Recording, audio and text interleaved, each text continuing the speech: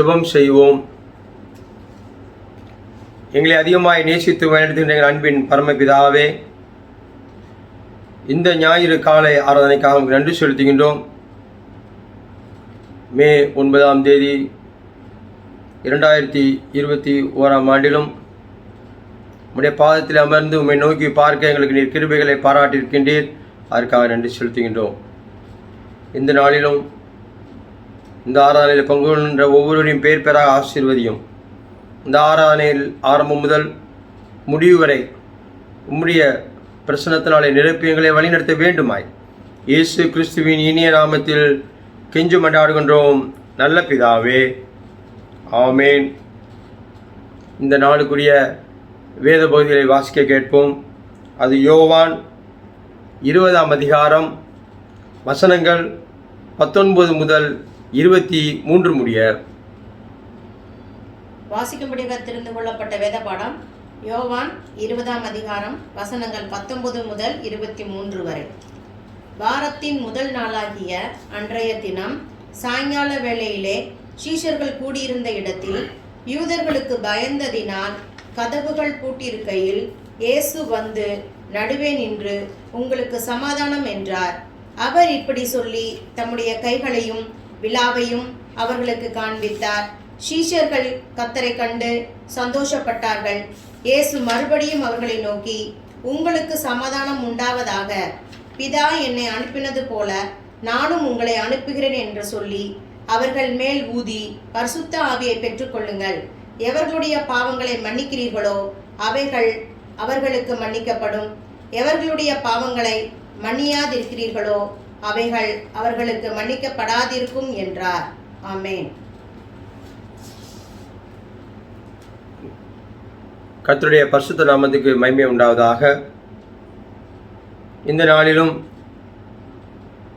மாமன்றத்தின் மூலமாக நாம் சிந்திக்க இருக்கின்ற தலைப்பு நற்செய்தி பணிக்கு கிறிஸ்துவின் அழைப்பு. உயிர்த்தெழுந்த திருநாளுக்கு பின்வரும் 5ஆம் ஞாயிறு நற்செய்தி பணிக்கு கிறிஸ்துவின் அழைப்பு. வாசிக்க கேட்ட யோவானுக்கு சுவிசேஷத்திலே 20ஆம் அதிகாரத்திலே 19 முதல் 23 வசனங்களை நாம் வாசிக்கும் பொழுது, இங்கே முதலாவதாக 19ஆம் வசனத்திலே, வாரத்தின் முதல் நாளாகிய அன்றைய தினம் சாயங்கால வேளையிலே சீஷர்கள் கூடியிருந்த இடத்தில் யூதர்களுக்கு பயந்ததினால் கதவுகள் பூட்டியிருக்கையில் இயேசு வந்து நடுவே நின்று, உங்களுக்கு சமாதானம் என்றார். அந்த நாளிலே யூதர்கள் மிகவும் கோபமாக காணப்பட்டார்கள்.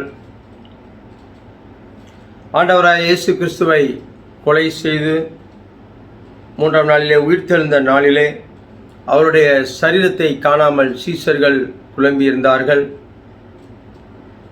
அந்த வேளையிலே யூதர்களுக்கு சீடர்கள் பயந்ததினால் இயேசு கிறிஸ்துவை கொலை செய்த அதே கூட்டம் அடுத்ததாக அவரோடு இருந்த நம்மையும் தேடி வருவார்கள்.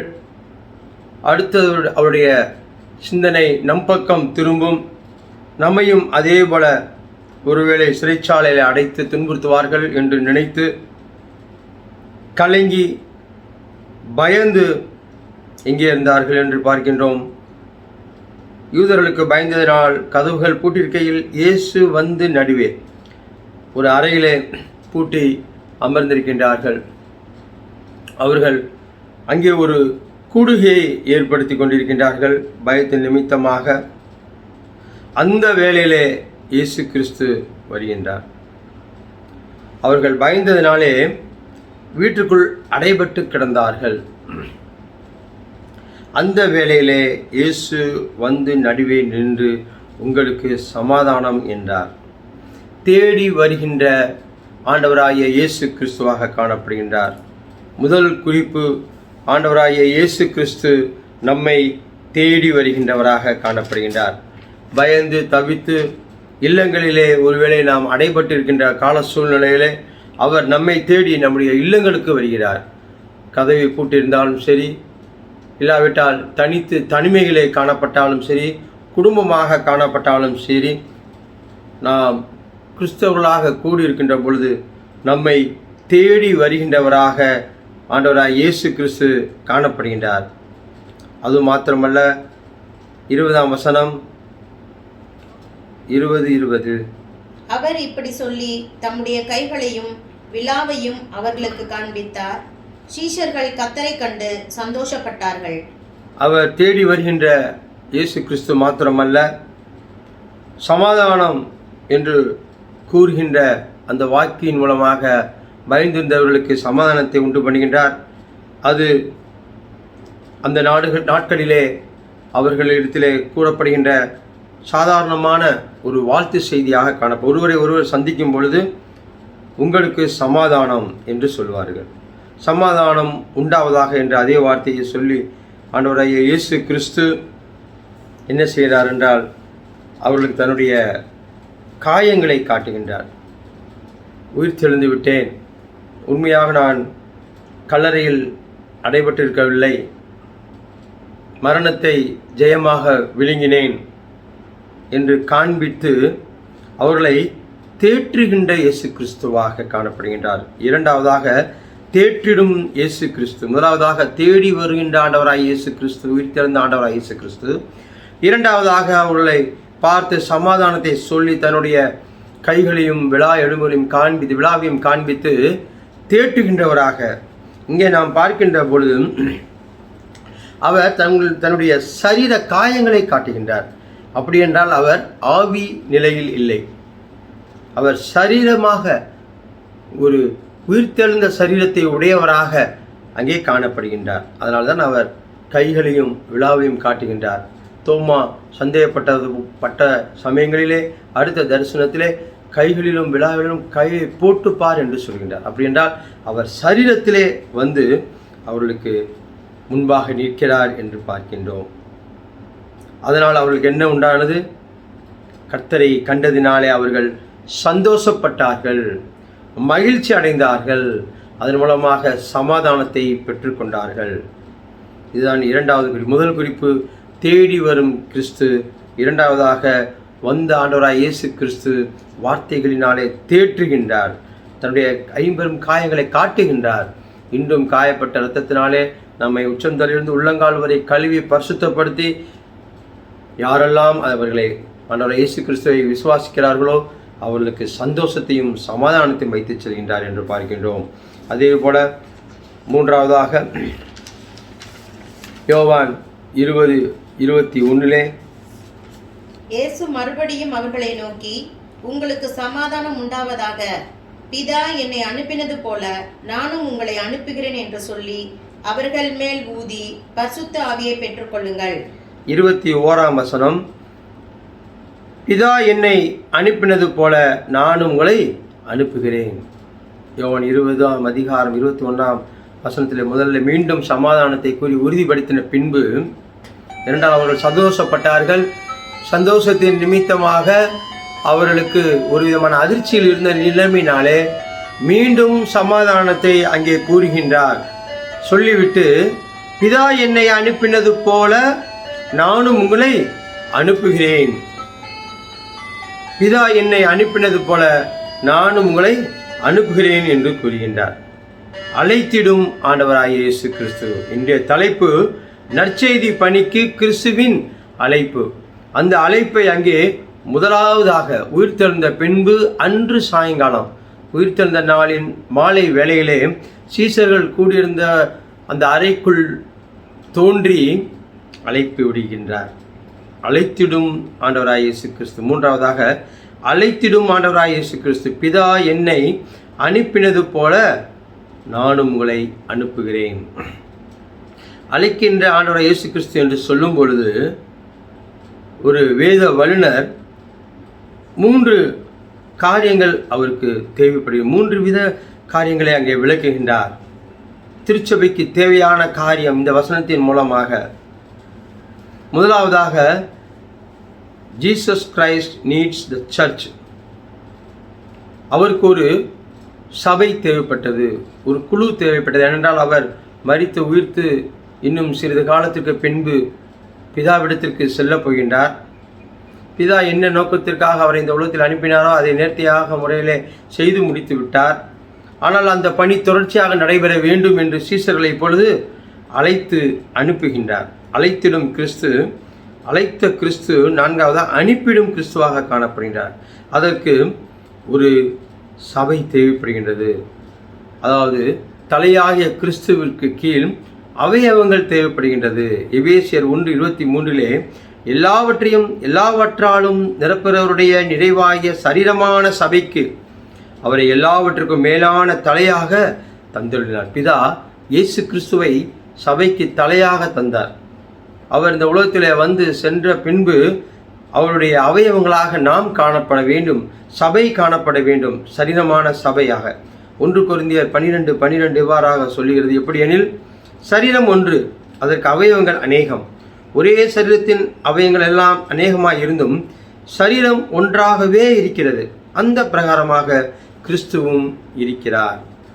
அதற்கு திருச்சபை தேவை. திருச்சபை தான் விட்டு சென்ற அந்த பணியை தொடர வேண்டும். எனவே Jesus Christ needs the church. Jesus is dependent on his church. அந்த திருச்சபையை சார்ந்து எதிர்பார்ப்போடு தான் விட்டு சென்ற செயலை செய்ய வேண்டும் என்ற நோக்கத்தோடு அவர்களை அழைத்து அனுப்புகின்றார். அது மாத்திரமல்ல, இரண்டாவதாக இதனுடைய அர்த்தம் என்னவென்றால், த சர்ச் நீட்ஸ் ஜீசஸ். இயேசு கிறிஸ்து திருச்சபைக்கு தேவை. ஏனென்றால் அவர்களை அனுப்பும் பொழுது ஒரு செய்தி தேவை. பிதா என்னை அனுப்பினது போல நானும் உங்களை அனுப்புகிறேன் என்று சொல்லுகின்றார். அந்த செய்தி அவர்களுக்கு தேவைப்பட்டதினாலே அந்த வல்லமை தேவை, அந்த அதிகாரம் தேவை. அதற்கு ஆண்டவராய் இயேசு கிறிஸ்து ஒவ்வொரு திருச்சபைக்கும் தேவைப்படுகின்றார். ஆண்டவராய் இயேசு கிறிஸ்து இல்லாமல் நமக்கு சுவிசேஷம் இல்லை. அவர் இந்த உலகத்தில் வாழ்ந்த நாட்கள் தான் அதை நாம் சுவிசேஷமாக அறிவிக்க வேண்டும். பிறப்பு, வளர்ந்த காரியங்கள், அவர் செய்த நற்காரியங்கள், இறப்பு, சிலுவை மரிப்பு, உயிர்ப்பு, விண்ணகம் சென்ற நிகழ்ச்சி, இதுதான் மெசேஜ். இயேசு கிறிஸ்து இல்லாமல் செய்தி இல்லை, வல்லமை இல்லை, நம்மை பலப்படுத்துகின்ற காரியங்கள் எதுவுமே இல்லை. அப்படி என்றால் அந்த 20ஆம் அதிகாரம் 21 இதா என்னை அனுப்பினது போல் நானும் என்னை அனுப்புகிறேன் என்று சொல்லும் பொழுது இரண்டாவது உட்கருத்து என்னவென்றால், the church is dependent on Jesus. First பார்த்தோம், நம்ம Jesus is dependent on his church. இரண்டாவதாக the church is dependent on Jesus. மூன்றாவது, இந்த வசனத்திலே மூன்றாவது உள்ளடங்கிய கருத்து, சபையை அனுப்புகின்றார். இயேசு பிதாவை அனுப்பின வேலையை செய்ததை போல ஆண்டவராய் இயேசு கிறிஸ்து சபையை இந்த உலகத்திற்குள்ளாக, அன்று கூடியிருந்த அந்த 10 சீடர்கள், யூதாஸ் அல்ல, அங்கே இல்லை, தோமாவும் அந்த கூடுகையிலே இல்லை, 10 பேரை அனுப்புகின்ற வல்லமையை அங்கே தருகின்றார். அதற்கு தேவை இயேசு கிறிஸ்துனுடைய கீழ்ப்படிதல். பிதா சொன்ன காரியத்துக்கு அப்படியே கீழ்ப்படிந்தார். பிதாவோடு அன்பாக இருந்தார். நாங்கள் ஒருவரோடு ஒருவர் ஐக்கியமாக அன்பாக இருப்பது போல நீங்களும் அன்பாக ஐக்கியமாக இருக்க வேண்டும் என்ற கட்டளையை நமக்கு ஆண்டவராய் இயேசு கிறிஸ்து உலகத்திலே வாழ்ந்த பொழுது தந்திருக்கின்றார். திருச்சபை தன்னுடையதை உலகத்திற்கு எடுத்து சொல்லக்கூடாது. அதற்கு தேவை செய்தி என்னவென்றால் இயேசு கிறிஸ்துனுடைய நற்செய்தி. அழைத்திடும் கிறிஸ்து அனுப்பிடும் கிறிஸ்துவாக காணப்படுகின்றார். அடுத்ததாக தேற்றரவாளனை தந்திடும் கிறிஸ்து. ஐந்தாவதாக 20ஆம் அதிகாரம் 22ஆம் வசனம், அவர்கள் மேல் ஊதி பரிசுத்த ஆவியை பெற்றுக்கொள்ளுங்கள். அவர்கள் மேல் ஊதி பரிசுத்த ஆவியை பெற்றுக்கொள்ளுங்கள். Jesus breathed on his disciples and gave them the Holy Spirit என்று பார்க்கின்றோம். அவர் பரிசுத்த ஆவியை பெற்றுக்கொள்ள ஊதிய பொழுது நாம் ஒவ்வொருவருக்கும் நினைவு வர வேண்டிய காரியம் என்னவென்றால், ஆதியாகமம் 2ஆம் அதிகாரம் 7ஆம் வசனத்திலே, தேவனாய கர்த்தர் மனுஷனை பூமியின் மண்ணினாலே உருவாக்கி ஜீவ சுவாசத்தை அவன் நாசியிலே ஊதினார். மனுஷன் ஜீவாத்துமானார். அன்று அவர் படைப்பிலே தன்னுடைய ஆவியை அவன் நாசியிலே ஊதினார், ஜீவாத்துமானான்.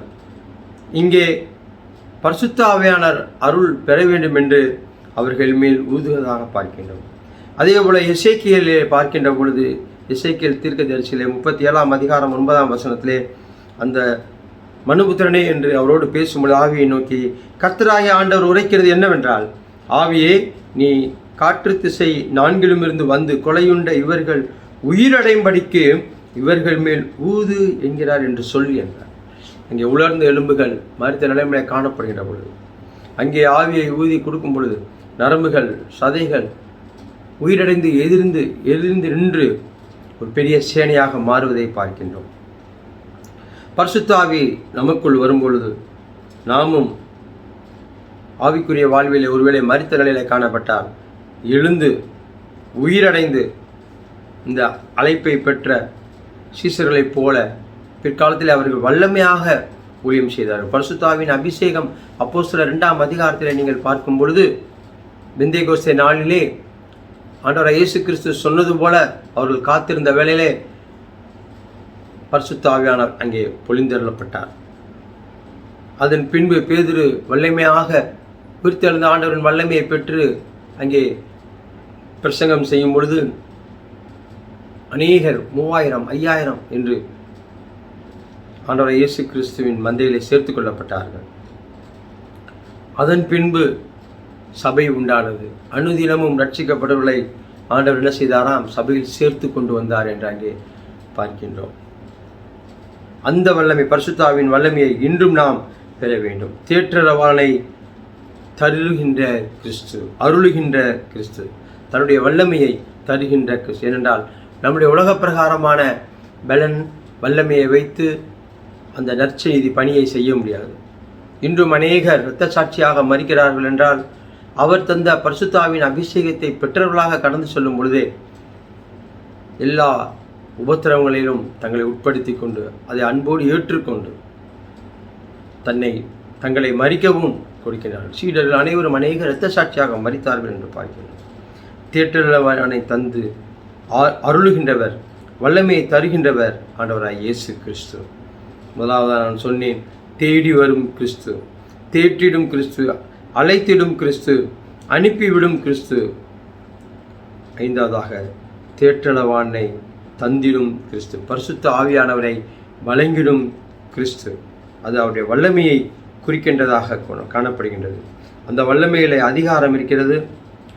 அந்த வல்லமையிலே நமக்கு செய்தி காணப்படுகின்றது. அவர் விட்டு சென்ற அந்த ஊழியத்தின் பாதைகளிலே கடைசியாக நாம் பார்க்கின்றோம் 20:23 எவருடைய பாவங்களை மன்னிக்கிறீர்களோ அவைகள் அவர்களுக்கு மன்னிக்கப்படும், எவருடைய பாவங்களை மன்னியாதிருக்கிறீர்களோ அவைகள் அவர்களுக்கு மன்னிக்கப்படாதிருக்கும் என்று அங்கே சொல்வது சீசர்களுக்கு அந்த அதிகாரம் கிடையாது. ஏனென்றால் அனைவரும் மனிதர்கள். நாம் அநேகர் என்று அதை தவறாக புரிந்து கொண்டு தங்களுக்கும் பாவங்களை மன்னிக்கின்ற அதிகாரம் உண்டு என்று நினைத்துக் கொண்டிருக்கிறார்கள். ஆனால் மனுஷகுமாரனுக்கும் பரிசுத்த ஆவியானவருக்கும் திரியேக தேவனுக்கு மாத்திரமே பாவங்களை மன்னிக்கின்ற அதிகாரம் காணப்படும். உன் பாவம் உனக்கு மன்னிக்கப்பட்டது என்று இயேசு கிறிஸ்துவுக்கு மாத்திரமே அந்த அதிகாரத்தை பிதா கொடுத்திருக்கின்றார். அப்படி என்றால் இதனுடைய அர்த்தம் என்ன?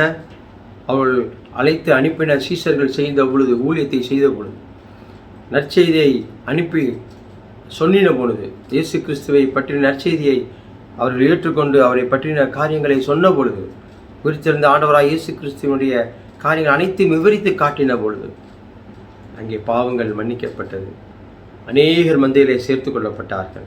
அப்படி என்றால் இயேசு கிறிஸ்துவை விசுவாசிக்கிறவர்கள் மந்தையில் சேர்ப்பார்கள். அவர்களுடைய பாவங்கள் மன்னிக்கப்படும். சீடர்கள் சொல்வதை ஏற்றுக்கொண்டால் பாவம் மன்னிப்பு. இயேசு கிறிஸ்துவை சீடர்கள் சொல்வதை கேட்டு இயேசு கிறிஸ்துவை விசுவாசிக்கவில்லை என்றால் பாவம் மன்னிப்பு அல்ல என்ற அர்த்தம். இதுதான் உண்மையாகவே திருச்சபை இந்த காலங்களிலே அவர்கள் செய்ய வேண்டிய கடமையாக காணப்படுகின்றது. எனவே இந்த காலை வேளையிலே நற்செய்தி பணிக்கு கிறிஸ்துவின் அழைப்பு என்ற சிந்தனையிலே முதலாவதாக தேடி வரும் இயேசு கிறிஸ்து, இரண்டாவதாக தேற்றிடும் இயேசு கிறிஸ்து, மூன்றாவதாக அழைத்திடும் ஊழியத்திற்கு என்று அழைத்திடும் இயேசு கிறிஸ்து, அழைத்து பலப்படுத்தி பரிசுத்த ஆவியானவரை வழங்கி அனுப்பிடும் இயேசு கிறிஸ்து. அந்த பரிசுத்த ஆவியின் வல்லமையை பெற்று நாம் செல்லும் பொழுது எவ்வாறாக அன்று ஒரு சிறு கூட்டமாக இந்த ஊழியத்தை ஆரம்பித்த இயேசு கிறிஸ்து, 12 சீடர்கள் வைத்து ஆரம்பித்த இயேசு கிறிஸ்து இன்றும் நம்மை பார்த்து சொல்கின்றார், போங்கள் ஊழியத்திற்கு போங்கள் என்று 2 பேராக அனுப்புகின்றவரே, ஆட்டுக்குட்டிகளை ஓநாய்களின் கூட்டத்துக்குள் அனுப்புவதை போல் நான் அனுப்புகிறேன் என்று சொல்கிறார். நாமும் அப்படிப்பட்ட அழைப்பை பெற்றவர்களாக, நற்செய்தி பணிக்கு கிறிஸ்துவின் அழைப்பை பெற்றவர்களாக கடந்து சென்று எந்த உபத்திரம் வந்தாலும் அதை மேற்கொண்டு கிறிஸ்துவின் வல்லமையினாலே ஜெயம் பெற்று ஊழியத்தை நேர்த்தியான முறையில் செய்ய நாம் அழைக்கப்படுகின்றோம். கர்த்தர் தாமே இந்த திருவசனங்களை ஆசீர்வதித்தருவாராக. ஆமென். ஜெபம் செய்வோம். எங்களை அதிகமாய் நேசித்து வைத்த அன்பின் பரமபிதாவே, இந்த மாலை வேளையிலும் காலை வேளையிலும் உம்முடைய அழைப்பின் சத்தத்தை கேட்டவர்களாக அழைத்த கிறிஸ்து, தேடி வந்த கிறிஸ்து, அனுப்பிவிடுகின்ற கிறிஸ்து, ஆற்றி தேற்றி பலத்தை வழங்குகின்ற கிறிஸ்து, தைரியப்படுத்தின கிறிஸ்துவை நாங்கள் இந்த காலை வேளையிலும் பெற்றுக்கொண்டவர்களாக, பொல்லாத இந்த அடிபட்ட காலத்திலும் ஒருவேளை நாங்கள் அறைகளுக்குள்ளாக அடங்கியிருக்கின்ற வேளையை நீர் தேடி வருகிறீர் என்பதை விசுவாசத்தோடு வந்து எங்களுக்கு சமாதானத்தை அருளுகிறீர் என்பதை நாங்கள் விசுவாசித்து உடைய ரட்சிப்பின் அனுபவத்திற்குள்ளாக கலிகூற கிருபை செய்ய வேண்டுமாய் ஜெபிக்கின்றோம். வந்திருக்கின்ற ஒவ்வொருவரும், இந்த ஆராதனையில் பங்கு கொள்கின்ற ஒவ்வொருவரும் உங்களுடைய சமாதானத்தை, மெய்யான சமாதானத்தை பெற்று கடந்து செல்ல கிருபை செய்கிறோம். மீதியான வேலைகளிலும் நீர் பொறுப்படுத்திக் கொள்ளும். இயேசு கிறிஸ்துவின் இனி நாமத்தில் கெஞ்சும் கொண்டாடுகின்றோம் நல்ல பிதாவே. ஆமென். கர்த்தருடைய ஜெபத்தை யாவரும் சேர்ந்து எடுப்போம்.